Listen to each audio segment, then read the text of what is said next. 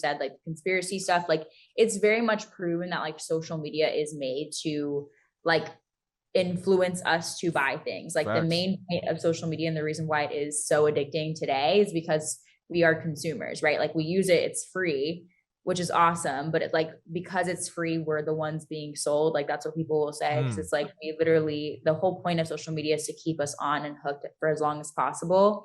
So for me as someone who works in that space, I find it even harder to like kind of get off of it sometimes because there's times when I literally will get on like, oh, I'm working, but like I end up hooked for hours and then I'm stuck.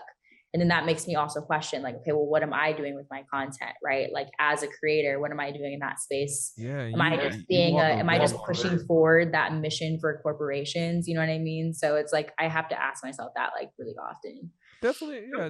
Talk more about that because again, you walk a very different line than I do. Again, I'm entering Mhm. the content creation field, and I think I could tell you what helps me out, right? It's helped me that I started making social media work for me, right? As opposed to me, as Yeah. opposed to the other way around, right? Because I used to just post whatever and see whatever is going on with such and stuff like that. I had to get out of that space. And it just made me Mhm. hate social media more, right? So I had to get out of that.